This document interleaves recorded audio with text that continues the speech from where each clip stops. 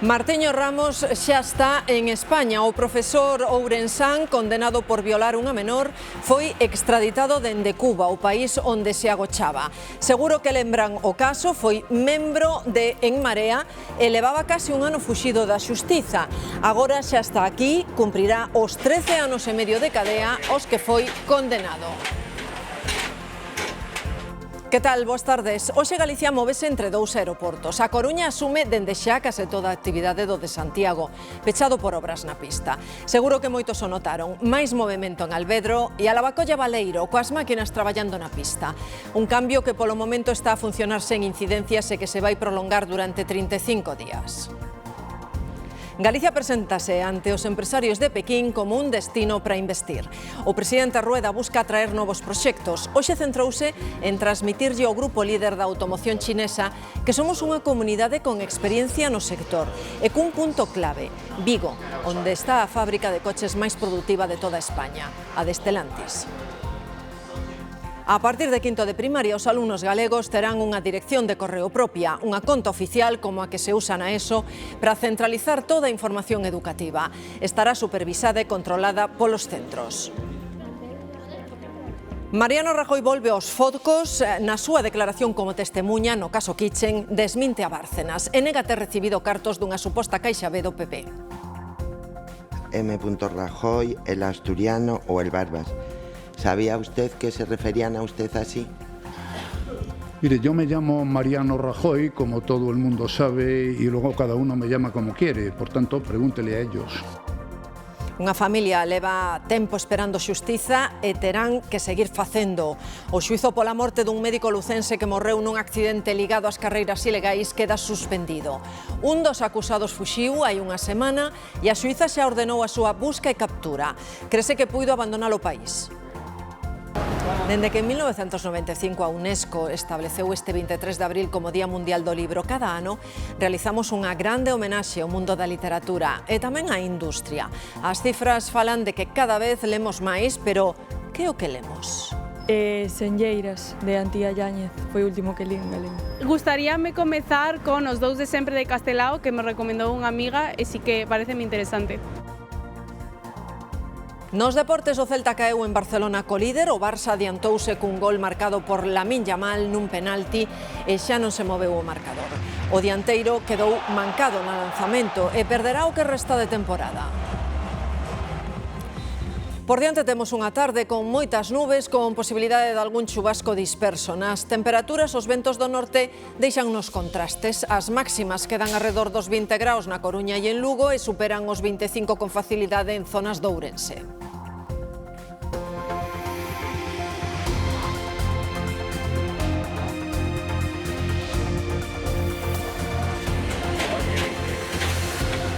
Martiño Ramos, o profesor condenado por violar unha alumna en Ourense, está en España. Chegou esta mañá ao aeroporto de Barajas, extraditado dende Cuba.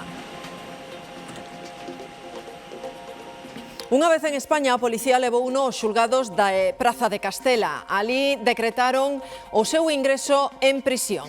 Xosé Manuel. Sí, Marta, Martiño Ramos chegou a eso das 10 da mañá ao aeroporto de Barajas nun voo procedente de La Habana. Dende alí a Policía Nacional trasladouno ata aquí, ata os xulgados da Praza de Castella, onde a xuíza de garda decretou o seu ingreso en prisión. Agora debe ser institucións penitenciarias quen decida en que cárcere ingresa, e unha das opcións podería ser a de Pereiro de Aguiar. Desa condena de 13 anos e medio foi a que intentou evitar fuxindo ata Cuba.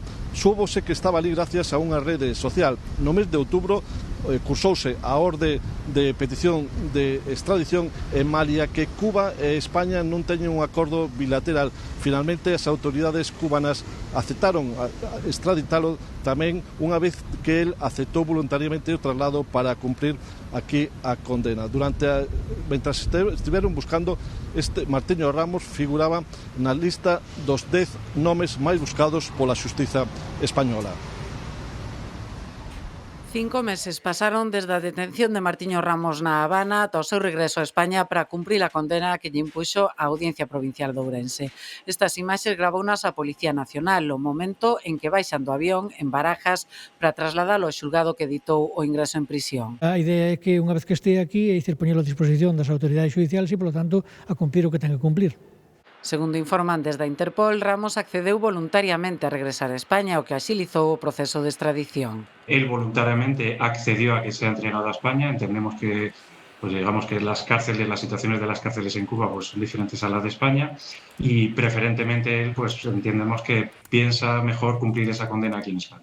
Profesor de Educación Infantil e Primaria e coñecido activista político en Ourense, militante da desaparecida En Marea, Ramos Soto foi condenado por abusar sexualmente con prácticas sádicas dunha alumna desde que esta tiña 12 anos ata os 16. Fuxira a Cuba en xullo do ano pasado cando a sentenza se fixo firme sen medidas cautelares. Unha orde internacional de detención situouno entre os 10 fuxitivos máis buscados. En Ourense respiran aliviados. Fuxira Martiño Ramos da cidade despois de vender todas as súas pertenzas para evitar entrar en prisión. Alberto Rivero. Tivo e sigue tendo moita repercusión aquí na cidade de Ourense a condena de 13 anos e medio de prisión a Martiño Ramos por parte desta audiencia provincial por violar unha menor alumna súa. Martiño Ramos é unha persoa moi coñecida na cidade, non só por seu activismo social, senón porque integrou parte das listas municipais de Ourense en Común e tamén formou parte como militancia da extinta En Marea. Varios colectivos sociais aquí da cidade protestaron por a actitud que entenderon que tiveron as autoridades cando a fuga de Martiño Ramos para tratar de evitala. A sentenza chega en xullo de 2024. Martiño Ramos é condenado a 13 anos e medio de prisión por agresión sexual a unha menor. O tribunal ve probado que o exprofesor de música abusara da súa alumna ata en 10 ocasións e que lle propinaba puñadas, lavazadas e azoutas a modo de práctica sádica. Nada máis coñecer a sentenza, Martiño Ramos, que estaba en liberdade provisional, foxe do país, pasa por Portugal, o Brasil, o Perú e Cuba, onde se establece. Na illa facíase pasar por fotógrafo, usaba o seu segundo apelido e relacionábase con artistas e modelos que así o contaban nas súas redes sociais. El nombre de Martín Soto se modificó su apariencia y comenzó a moverse por el mundo cultural y a hacer fotos a jóvenes y adolescentes. É a Asociación Madres Protectoras quen destapa a súa verdadeira identidade. Esta gente actúa con total impunidad. Este señor estaba como un rey en La Habana, como un rey. A colaboración das autoridades españolas e cubanas permitiu a súa detención. Esta é a imaxe que se repetía esta mañá no aeroporto da Coruña. Vai ir a máis pola tarde porque dende hoxe Alvedro aumenta o seu tráfico asumindo boa parte dos voos do aeroporto de Santiago. O da Lavacolla pecha por obras e non hai pasaxeiros nin actividade máis aló deses traballos de renovación do pavimento da pista e algunhas actuacións puntuais no interior. A imaxe vai se manter durante máis dun mes ata a reapertura. Alvedro convértese no principal aeroporto de Galicia, asume o reto de xestionar 140 operacións extras semanais. Como foi a primeira xornada, Mónica? Si, así é, pois de momento está sendo unha xornada tranquila cun pouquiño máis de movimento a partir das 12 do mediodía que se espera que se incrementen nas próximas horas e nos próximos días en que Alvedros asume o 70% das conexións nacionais e internacionais do aeroporto Rosalía de Castro. Iso supón duplicar a súa actividade habitual. Para dar cabida a todos eses viaxeiros, Alvedro habilitou 700 novas prazas de aparcamento, unha nova porta e tamén unha senda peonil pola que van e veñen os viaxeiros que chegan de Santiago en buses lanzadeira. Un pequeno aeroporto que asume durante 5 semanas uns 700 voos a maiores do habitual e o 70% dos viaxeiros que en circunstancias normais irían por Santiago, así que algúns optaron por previr. Temos un poquinho máis cedo pois para evitar as posibles aglomeracións. Temos compañeiros que veñen de Santiago, se están de camiño xustamente, bueno, pois unha incomodidade, bueno, pero corta, aínda podía ser peor. Son media horiña, verdad? É polo beneficio de todos un pouquiño, o arreglo das pistas. Veo que es un aeropuerto muy acogedor, no había venido nunca a este, porque yo soy habitual de Santiago, además varias veces al año. Desde Santiago, sí. Pero genial. Sí, sí, genial, ningún problema. Soy residente en Mallorca, entonces suelo viajar mucho a Santiago. Desde Santiago. Esta es mi primera vez desde este. Teatro Opus de Lugo casi nos da igual ir a Coruña que a Santiago. Bueno, deu un pouco de sorpresa porque non tiña nin idea, eu tampouco me informei moito e vin que de repente cerraba todo o aeroporto de Santiago, movían todo para aquí. Quédame mellor porque eu son de aquí, bueno, estou vivindo aquí. Então parece que está todo moi ben e que o teñen ben organizado, esperemos que funcione ben. Nestas horas do mediodía en que cadraban máis voos, notouse máis ese incremento de afluencia nunhas instalacións que van ter case o dobre da súa presión habitual. E xa comezaron a funcionar as novas rutas de autobuses que, mentres duren as obras na Lavacolla, conectan a estación intermodal de Santiago con Alvedro. Os 2 buses que estaban operativos a toda agora súmanse 4 máis de reforzo. A automoción marca a xenda na China e tamén en Galicia. Na súa primeira xornada, Alfonso Rueda puxou foco nun sector clave. Reuniuse coa dirección do maior fabricante de automóbiles do país para vender experiencia, capacidade e atracción de investimentos.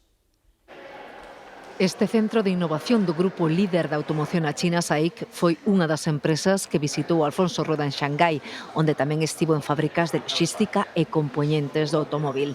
Xa en Pequín reuniuse co presidente de SAIC Motors para ofrecerlle Galicia como lugar onde investir, pola situación xeográfica, a estabilidade política e a experiencia no sector. Tenemos en Galicia la fábrica de automóviles más productiva de España, por lo tanto un ecosistema industrial relacionado con la automoción que está abierto a posibilidades y a inversiones y por lo tanto hemos venido a ofrecer Galicia como un lugar propicio para eso.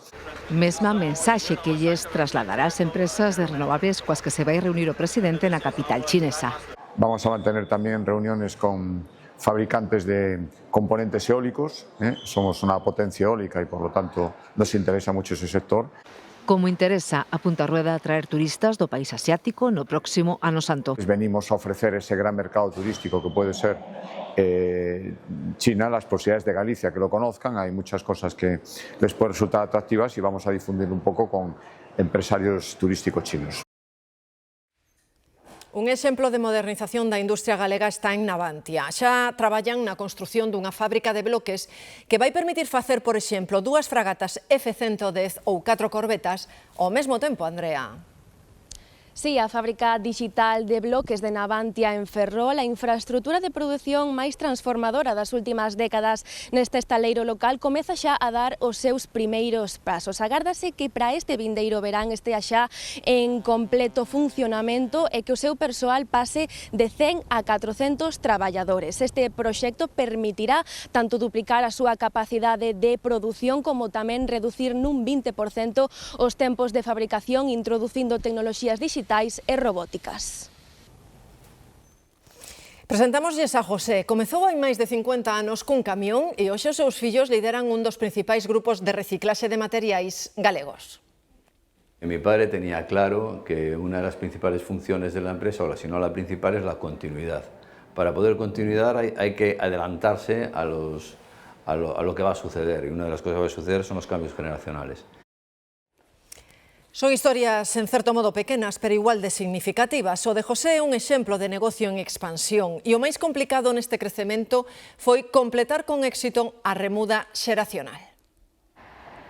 Da maquinaria a construción e máis tarde a reciclaxe de materiais, hoxe son máis dun 100 de empregados e preparan xa a segunda remuda na compañía.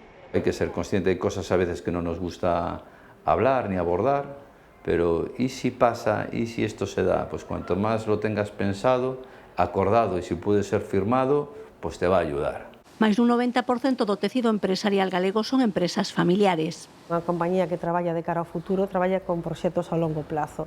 Entón é máis fácil que permanezca na mesma ubicación onde naceu. A situación complícase cando non hai un plan de remuda xeracional. El responsable da compañía tiene la disyuntiva de acudir al mercado externo y experimentar el talento, aunque a veces no tenga el arraigo deseado, o bien decidir si buscar ese futuro directivo dentro de la propia organización.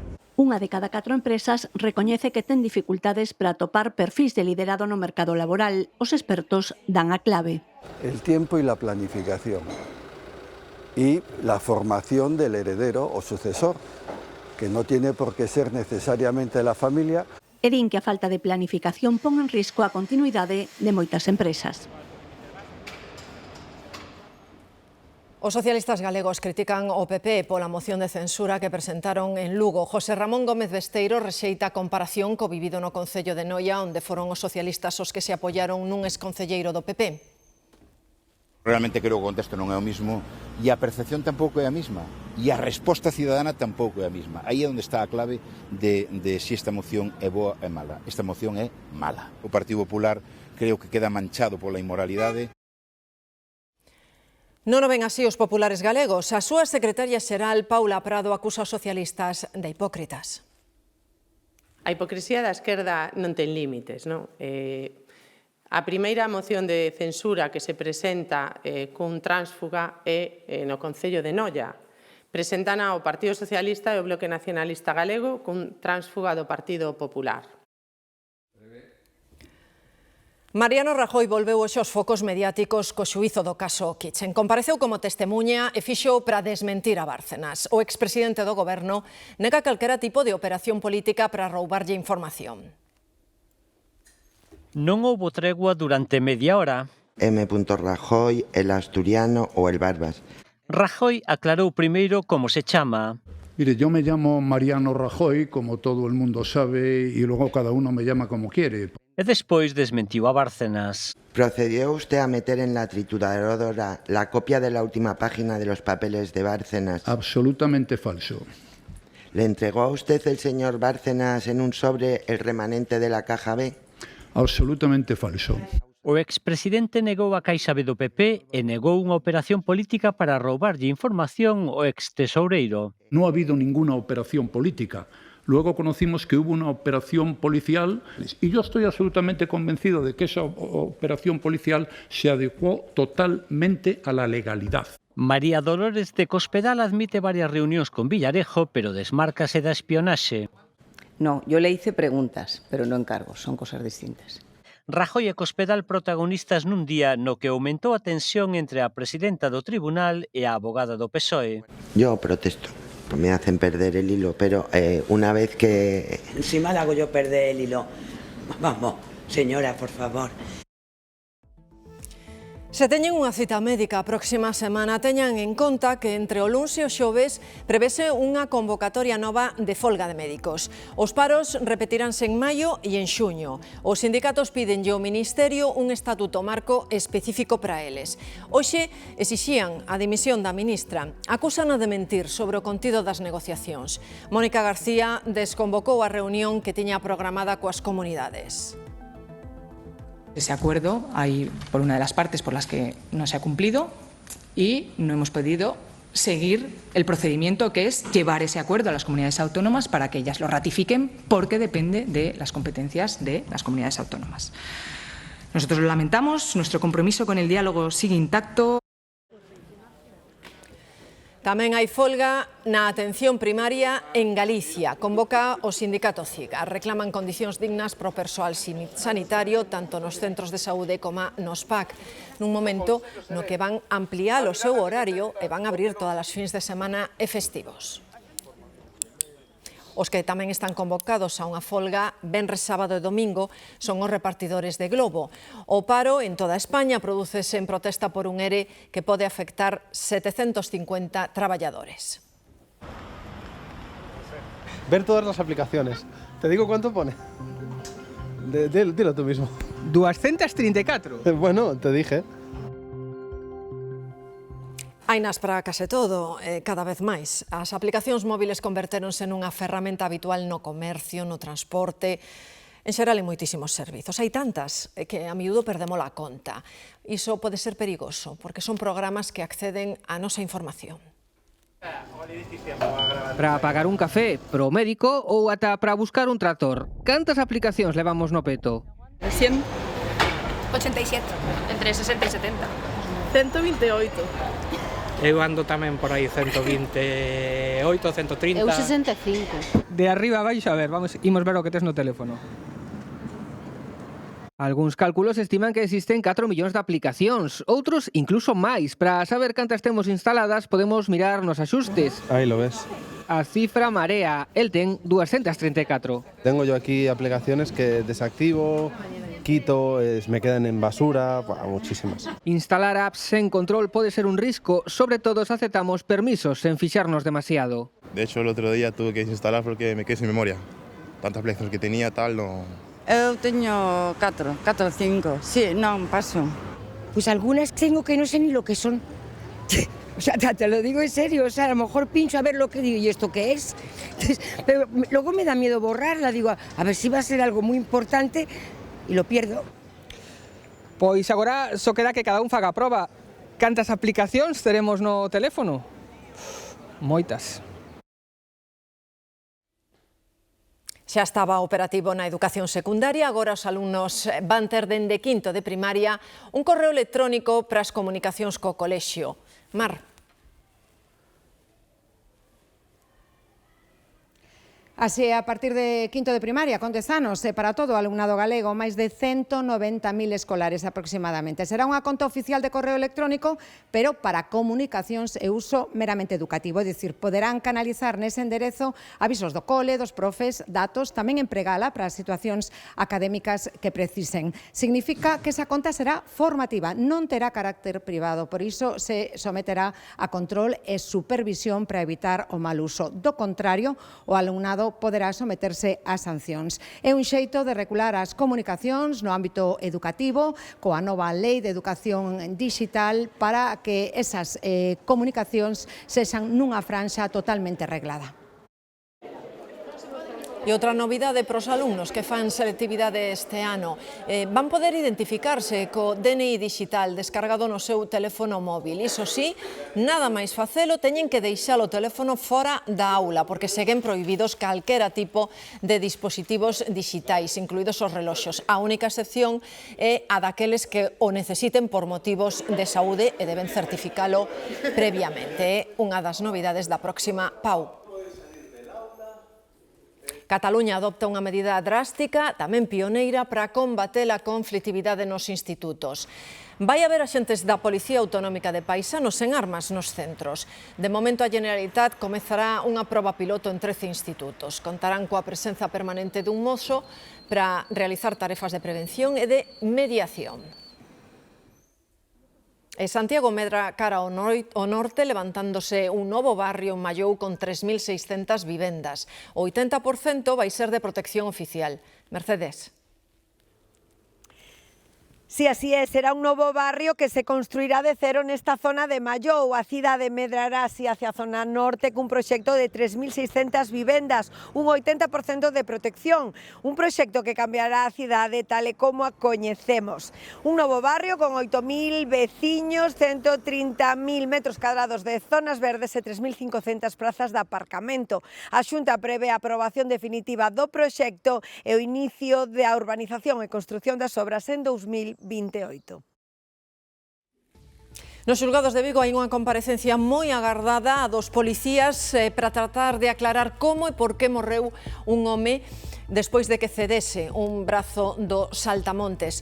Ocorreu nas festas de Matabá en agosto hai 2 anos. A familia quere saber se a policía recibiu un mail do Concello para supervisar, Demetrio, esa instalación. Sí, esas declaracións remataban xusto hai uns minutos, ás 2:30. Podemos falar co abogado dunha das víctimas da parella, da víctima mortal desa atracción en agosto de 2024. E a conclusión que le saca é que esa atracción nunca debeu instalarse, nunca se debeu permitir que estiveran nesas festas de Matamá. E agora está a fase de instrucción, que todo apunta que rematará xa en breves, nas próximas semanas. De aí dictarase ese auto, si se celebra o xuízo ou non, e quen é o responsable ou responsables de que se pudera producir esa atracción, que pude actuar esa atracción con ese desenlace tráxico dunha persoa morta. Existe ese correo, pero como nos explica o abogado, non hai unha orde expresa na que se debe precintar esa atracción. Complícase a volta á normalidade da Policía Nacional en Santiago despois do incendio que arrasou boa parte da comisaría do Corpo. De momento non saben cando poden recuperar a súa actividade normal. La dignidad policial, no se negocia la dignidad policial. No se negocia. É a protesta de funcionarios policiais de Santiago 2 meses e medio despois do incendio que calcinou boa parte da súa comisaría que permanece pechada. Desconocemos plazos, nin fechas, nin presupuesto económico, nin nada. Non sabemos o que hai aí dentro.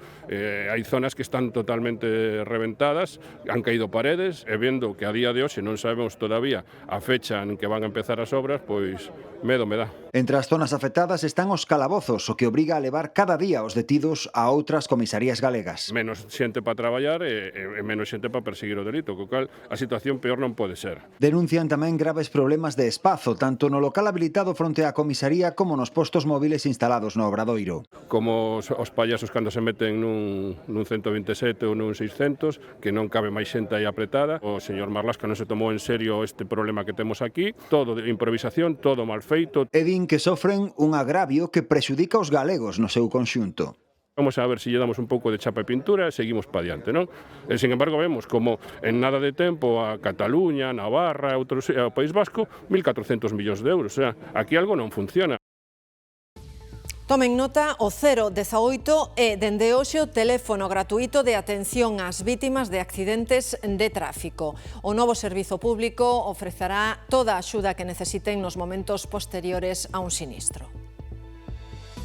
Garantizará igualmente que ninguna víctima se quede sin la información necesaria, sin acompañamiento y sin la posibilidad de recibir una atención especializada y continuada.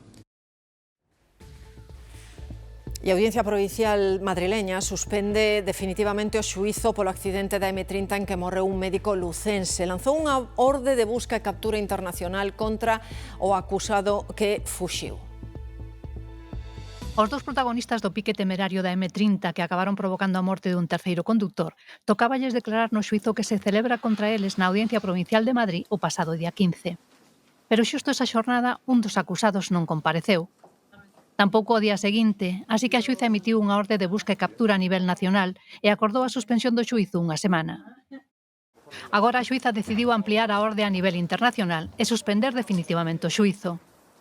Malia que xa se presentaran todas as probas periciais e as testemunhas, a Maxestada acordou disolver o xurado popular e non seguir só contra un dos acusados, como pedían o fiscal e as acusacións da familia de Juan Alfredo López, o médico de Lugo que faleceu a raíz do accidente cun dos coches implicados no pique. A suspensión obrigará a volver a empezar desde cero, cun novo xurado popular, cando se volva a reabrir o xuízo. Os dous acusados afrontan ata 15 anos de prisión por homicidio e condución temeraria, porque o 25 de xullo de 2021, cando bateron co coche da vítima, ían case a 180 km por hora nun túnel limitado a 70. A Policía Local de Pontevedra aínda non creo que atoparon cando tiveron que acudir a un accidente de tráfico. Fixeron a proba de alcolemia a un dos condutores. Ata aí, todo normal. Pero o condutor ao ver o resultado parece que non estaba satisfeito. E non se lle ocorreu nada mellor que comer o papel.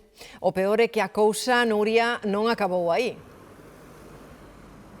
Sí, Marta, é obvio que a ninguén lle gusta que lle poñan unha multa, pero o deste home xa é outra película. Deu 0,86 na proba de alcohol e para evitar que o sancionasen decidiu comer o ticket do etilómetro. Non contento con iso, ademais encarouse os axentes, forcexeou con eles ata que foi detido por un delito contra a autoridade. Así que xa o saben, non collan ideas porque destruir ou extraviar unha multa non elimina nin a sanción, nin, por suposto, a débeda económica. Cada vez máis localidades teñen carril bici. O do Milladoiro está case listo. Sitúense no concello de Ames. Os ciclistas aínda non empezaron a circular por el, pero o feito, Dolores, é que xa hai condutores descontentos. Sí, así é. A esta hora os operarios rematan o pintado deste carril bici do Milladoiro que estará totalmente operativo a partir do luns. Dase a circunstancia que os ciclistas aínda non estrenaron e algún condutor xa o fixo para estacionar de forma indebida o seu coche e algún saíulle caro. A Policía Local xa puxo 8 sancións, 200 euros, 100 euros de pronto pago. Os axentes aseguran que deron 3 meses para adaptarse á nova situación, que necesitaban o vial libre para poder facer as obras e que nesta zona xa non se podía estacionar con anterioridade.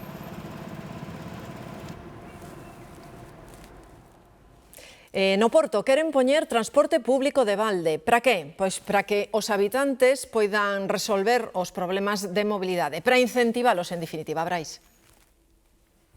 Pois sí, para problemas dramáticos, solucións radicais. O tráfico é un inferno na cidade do Porto, onde menos dun cuarto da poboación usa o transporte urbano. Para incentivar o seu uso, pero tamén para introducir este hábito, o Pleno do Concello acaba de aprobar que o metro, bus e tranvía metropolitanos sexan de balde para os residentes na cidade. Era a grande promesa do novo alcalde Pedro Duarte de cara ao 2027, pero a medida podería entrar en vigor xa neste mesmo verán, se obtén o visto bo do Tribunal de Contas. O Concello destinará case 30 millóns de euros para os primeiros 18 meses desta medida, que espera que teñan un importante retorno en melloras de mobilidade. O choque frontal de dous trens en Dinamarca deixa 17 feridos. 4 están en estado crítico. Ocorreu nunha liña de tren local a uns 50 km ao norte de Copenhague. De momento non se sabe por qué. O lugar permanece cercado pola policía, que está realizando análises técnicas para esclarecer as causas. Advirten do risco das bebidas ilegais, que en Galicia pasa sobre todo polos mal chamados licores caseiros. En realidade elaboranse en almacéns clandestinos que non teñen ningún tipo de control. De aí a advertencia da Garda Civil. É un costume tan noso que non llevemos a maldade. Augardente da casa, licor de ervas, café ou guindas. Con esa aparenza, pero outras intencións, trabállase nos almacéns clandestinos. Cometemos un erro de facto que é relacionar que sexa unha elaboración clandestina que sexa caseiro, porque finalmente son destilados en garaxes, en naves, con as condicións de salubridade moi escasas, por non dicir ningunha. A Garda Civil andalles detrás por un problema fiscal de non pagar impostos, pero sobre todo por saúde pública, a saber que leva ese licor. É un alcohol que non pasa os típicos controles de seguridade. Pode ser dende que este rebaixado con auga, que eso sería a opción menos mal, pero moitas veces vai rebaixado con sustancias tóxicas, como pode ser o metanol, como nunha intoxicación de alcohol, pero con menos cantidade, con uns efectos máis difíciles de controlar. Véndese sobre todo a particulares. Na hostelería foron tempos, agora andan con máis tento. Un mito, es decir, yo nunca lo he tenido, aquí nadie me ha venido a ofrecer alcohol irregular. Ahora sí, puede haber a lo mejor aguardiente, licor café en sitios puntuales. Aquí hai que apelar á colaboración da cidadanía para que, si son conscientes ou conocedores de que hai un alcohol que pode xerar dudas que na súa calidade, que nos lo comunique. As autoridades animan a denunciar estas prácticas para recoller mostras e os propios hostaleiros piden controis habituais que hoxe por hoxe non se están facendo.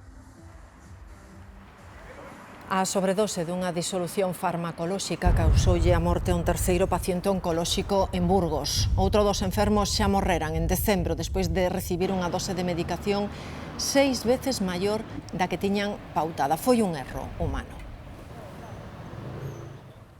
En o Salnés está aberta unha operación contra unha suposta rede de venda de drogas. Hai varios detidos, Sabela. A previsión é que os detidos pasen por este xulgado de aquí de Caldas nas próximas horas para prestar declaración. En principio será mañá venres. Aquí en Caldas houbo rexistros domiciliarios e tamén detencións, o igual que as houbo nas últimas horas en Vilanova de Arousa e tamén en Vilagarcía. Hai varias persoas detidas que están a ser investigadas por pertencer supostamente a un grupo organizado que distribuía droga. En principio os axentes atoparon cocaína no interior dos seus vehículos e tamén nos seus domicilios. Este presunto entramado tería posibilidade de mover ata 100 kilos de cocaína cada mes. O fútbol italiano volve a estar no centro da polémica pola investigación xudicial que relaciona decenas de futbolistas profesionais cunha trama que mestura luxo e prostitución. Javier Romero. O fútbol en Italia sufre un novo escándalo. A Fiscalía de Milán investiga unha rede que organizaba festas exclusivas para xogadores nas que se ofrecían mulleres, hotéis de luxo e incluso drogas difíciles de detectar nos controis antidopaxe. Segundo as investigacións, entre 50 e 70 futbolistas de equipos como Inter, Milán ou Juventus aparecen vinculadas como clientes destas celebracións, aínda que polo momento non están imputados por delito. A trama funcionaba a través dunha axencia falsa de eventos que ofrecía paquetes todo incluído tras os partidos. Os beneficios eran millonarios e non se descarta que o escándalo sexa máis grande do que parece. Segue aberta a operación en que a Garda Civil interveu nun bazar do Porriño máis de 10 kilos de material pirotécnico. Estaba almacenado sen as medidas de seguridade que son necesarias. Mónica. Si o equipo de intervención de armas e explosivos da Garda Civil denunciou a este bazar por almacenar e vender material pirotécnico nesta nave do Porriño sen autorización necesaria para a súa comercialización nin as medidas de seguridade para o almacenamento seguro dos máis de 100 kilos de material. Os asentes continúan con esta investigación para coñecer a orixe e calidade do material. Os propietarios deste bazar enfróntanse a sancións que van desde os 600 ata os 30.000 euros. Elixir o nome do futuro bebé pode ser un proceso longo ata que a parella chega a un consenso. Na balanza pesa a moda, a tradición, a cultura e o arraigamento familiar. Estábamos dudando entre Uxía e Matilde, e a nai tiroulle máis por Matilde, entón quedoulle Matilde, porque tamén sí que queríamos quitar dunha cousa non tan común, non? Pusimos de nombre Manuel, por mi suegro, por el padre de mi mujer, y siempre nos gustó, y nada, decidimos tirar por el nombre de Manuel. Pois nin Matilde nin Manuel están no podio dos nomes máis de moda. Un ano máis, Sofía e Mateo ocupan o primeiro lugar. A hora de elixir o nome que lles van poñer aos fillos, hai parellas que o teñen moi claro. Para outras é unha carreira de fondo e non sempre se chega a consenso. Eu prefería outro nome, pero ao final me gustou tamén Matilde. Non sei, gustou a nai.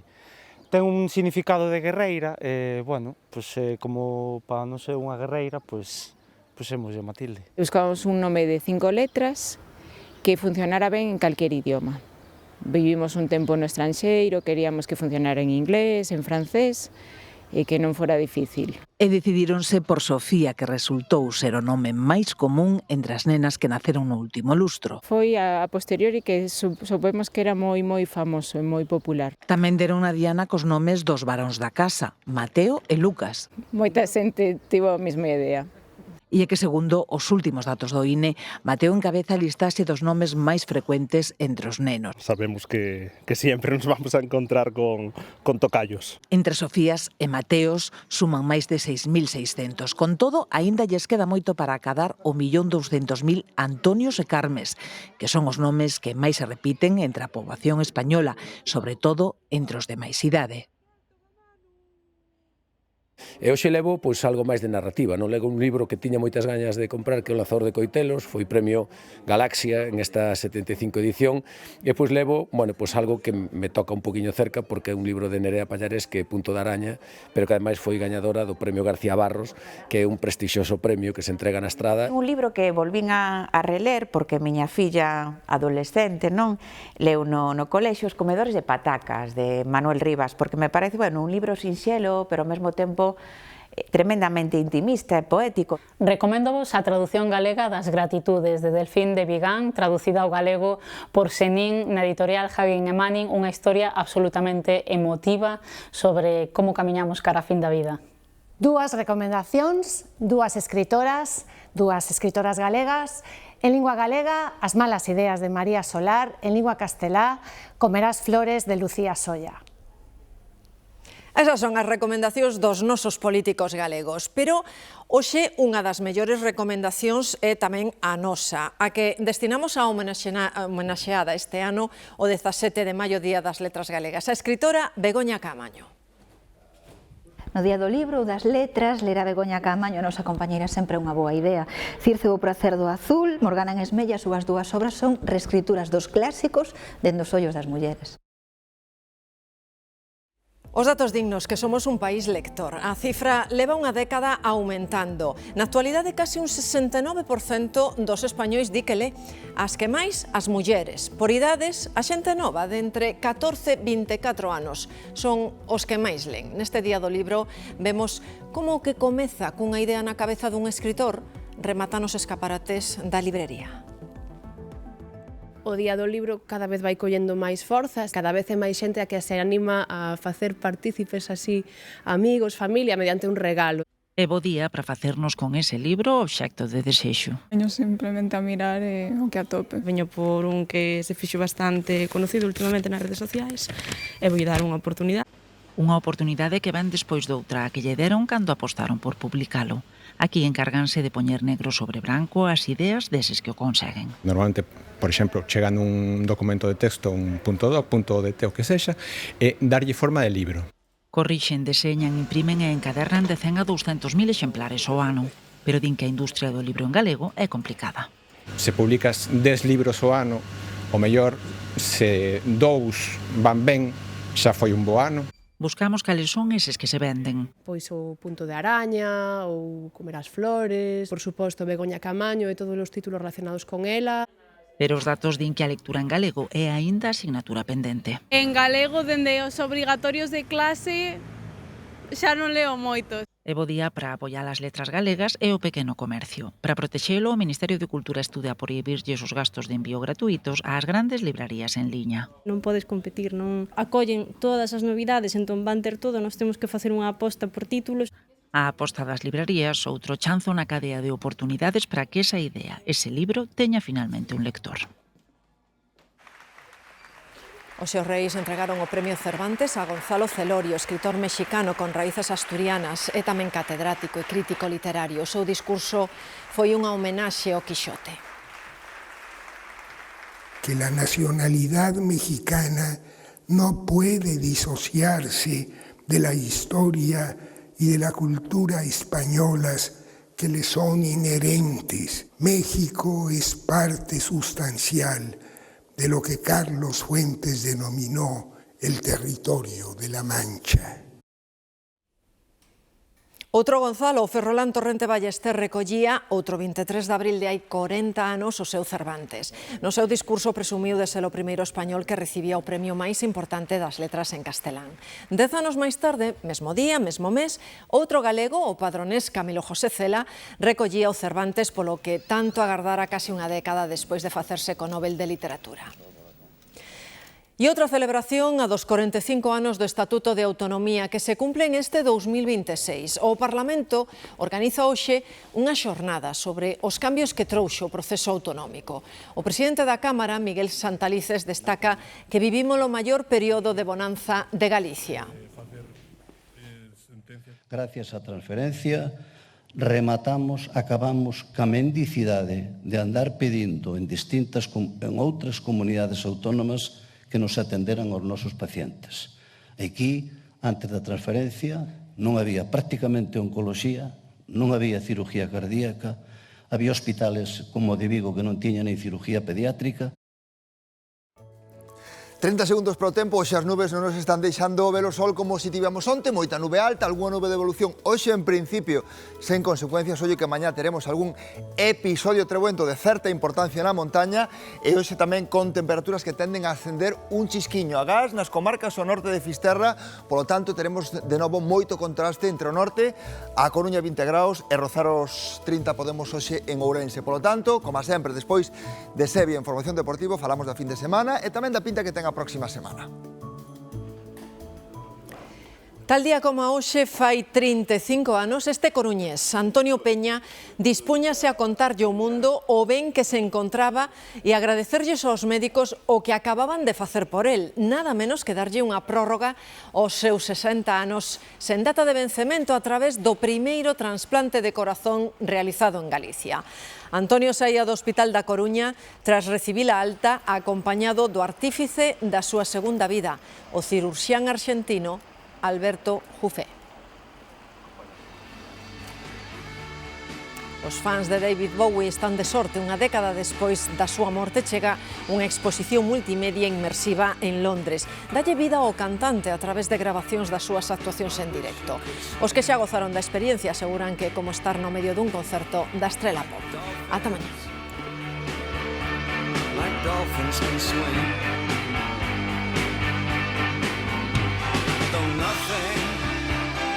Nothing will keep us together.